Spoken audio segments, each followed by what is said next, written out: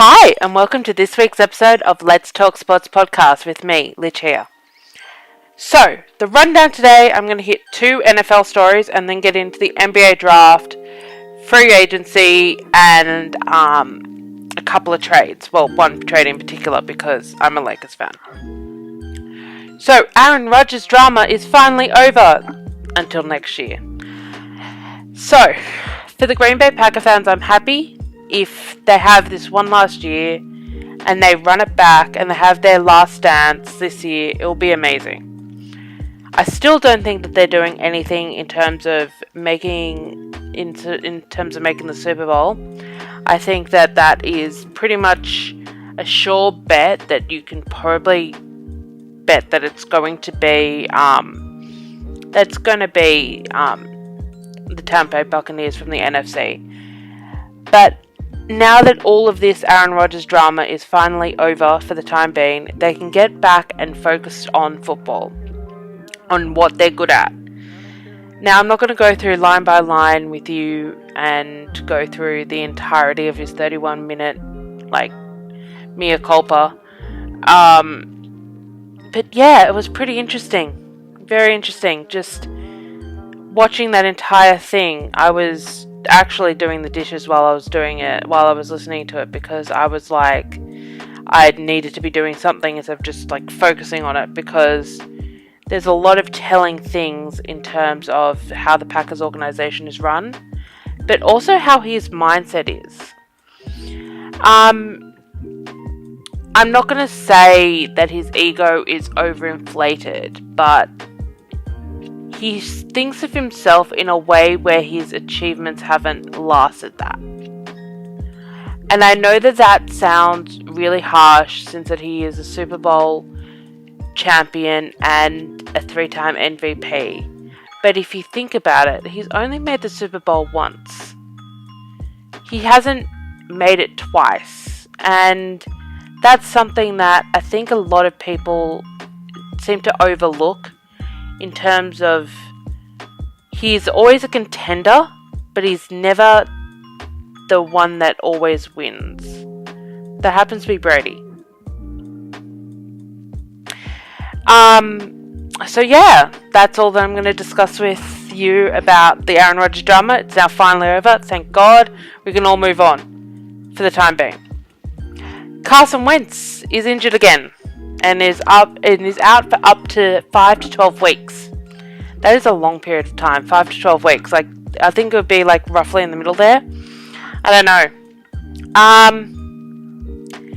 Carson Wentz, the injury that just the play that just keeps on getting injured. There is something always wrong with him. Did he do something in his past life to make this life hell?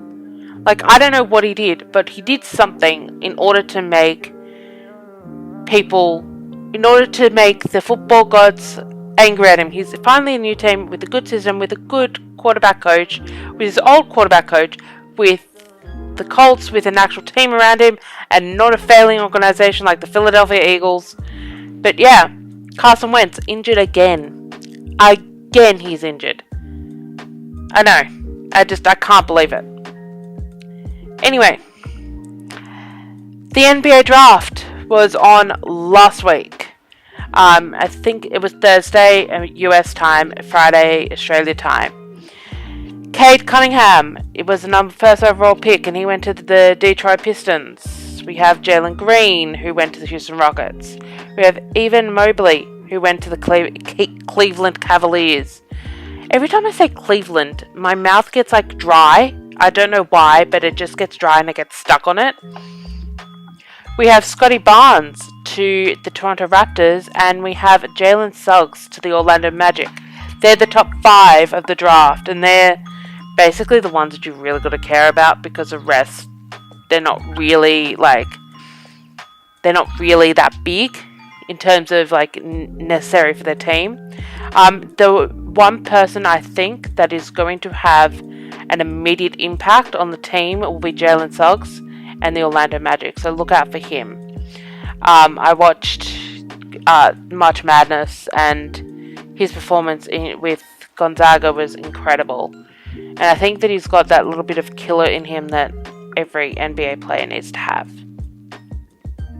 So now, let's talk about it. My thoughts, feelings, desires, worries, concerns, everything surrounding this Russell Westbrook trade to the Lakers. Now, he got traded to the Lakers for Kyle Kuzma, KCP, Montrezl Harrell, and the 22 overall pick. And in return, the Lakers got Russell Westbrook and 2 second rounders, one in 2024 and one in 2028. Now, my thoughts, feelings, and concerns. Thoughts are, I am happy that Russell Westbrook is back home, playing for his hometown team, playing for the team that he grew up watching, team that he loved, team that he idolized, and he probably wanted to play with all his life. He's now got the opportunity to have Westbrook at the back of a Lakers jersey. Look, I'm happy for that. What I'm really concerned about is how the team is going to be constructed around it, because you've got basically now 2 LeBrons on the team. You've got 2 ball-dominant playmakers on the team. And I don't think Russell Westbrook will be able to take a bench role. But I can guarantee you that now that there's 2 LeBrons, that kind of makes it easier for the Lakers to rest LeBron as he's coming into his 9 millionth season. And I think that's a good thing. However, my concern is that he is a god-awful shooter. He cannot score the ball. He cannot shoot to save his life. He's like 34% from 3. And look, I know advanced analytics, and I know that I hate that term analytics, and I know that I want to get that term out of my brain. But, yeah, I'm worried about that, because Kyle Kuzma and KCP were good shooters. So, we're going to need more shooters around. And look, we're still a free agency to deal with all that. But I'm also worried about the attitude of Russell Westbrook. I don't know whether he will put the team before himself. He's a triple-double machine, and he will be box office. I'm not I'm not playing that down. But I'm also not overly confident in how the rest of the team can just coexist around him. And everyone's going to have to take a different role. I think that AD is going to have to play more minutes at the 5, which he's good at. He is a good center. Things that Anthony Davis is good at, playing center. Things that Anthony Davis doesn't want to do, play center. I think that he's a great center, and he is an incredible asset to the team. I don't know. I've got so many thoughts, feelings, and concerns. Now, normally I don't do this, but I would actually like to thank the departing Kyle Kuzma. He was drafted here. He won a championship here. He was literally the last of the young core that, if we could have made the young core work, it would have been fantastic. Just, there was no leadership within the young core, and when we were drafting, we still had Kobe under contract, and I'm not saying get rid of Kobe ever, but I'm going to miss Kuz. I really am. And when I saw that Kuzma was gone, I'm not going to lie to you, I got a little emotional. I got a little teary. Yeah. Apart from THT, he was the only one that was drafted by the Lakers. He was the only homegrown talent. And yeah, it's a little bit emotional. Just, that got me there. Sorry. I'll back up. NBA free agency is upon us. weeks and let the floodgates begin. So I'm going to give you my 3 top highlights from day 1, and then at the end of the week, I will give you, at next week's episode, I will give you like the full rundown and what I think, what puts it over, what doesn't, what this, what that, all that type of stuff. Lonzo Ball has gone to the Bulls. I think that is an excellent fit. Him and Zach LaVine are going to be great. I don't know where that leaves Zion. I think Zion wants to get out like there is like nobody's business. Like I think he genuinely just wants out of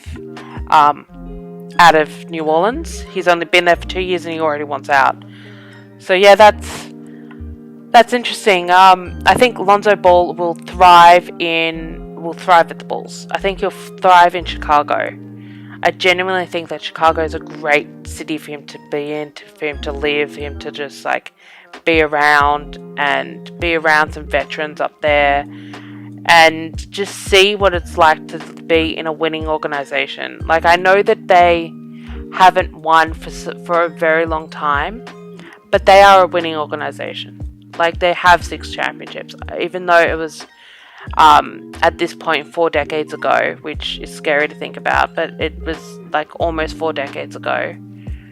No, 3 decades ago, 4 if we're counting this year. Anyway, even though it's been that long, they're still a winning organization. They've still got those banners up there. They've still got ties to winning. I think that they'll teach Alonzo how to actually play. We've got a returning Laker coming to the Lakers. Trevor Ariza is coming back home to the Lakers. The Lakers literally were like, any old players that want to come back can just come back, can just have a homecoming and come back to play for the Lakers. I think that's great. I love that. Kyle Lowry has gone to the Miami Heat. That's an interesting one. That's a really interesting one. The Heat have now become legitimate players in the East. I'm excited about that. I didn't go too far on the Trevor Ariza because I'm just happy he's home, happy he's back. He was a pivotal role in the 2009 championship for us, so I'm really happy he's back. But Kyle Lowry to the Heat. That's an interesting one. Really interesting. I've heard also rumors that DeMar DeRozan wants to reunite with Kyle Lowry, even though I think DeMar will end up probably with either the Clippers or the Knicks.